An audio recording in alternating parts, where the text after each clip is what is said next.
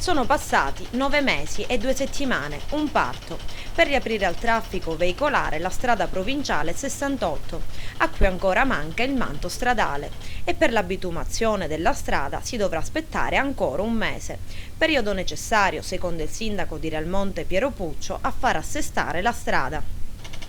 Era il pomeriggio del 7 gennaio scorso, quando una frana ha di fatto tagliato in due la strada Porto Empedocle Realmonte, nota a tutti come la strada per la Scala dei Turchi. L'obiettivo era quello di riaprirla prima dell'arrivo della stagione estiva, ma dal crollo sono passati, come detto, 9 lunghi mesi, che si sono ormai lasciati alle spalle la stagione estiva.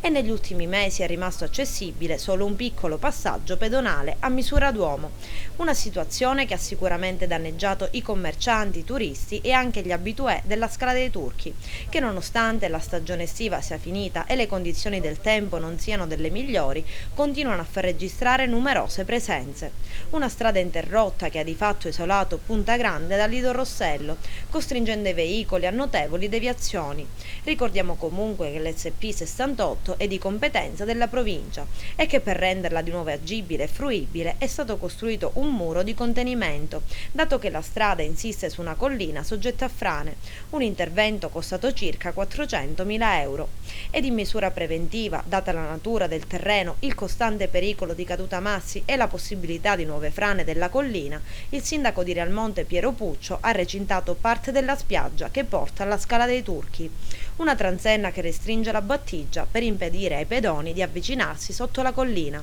e imporre il passaggio lungo la riva.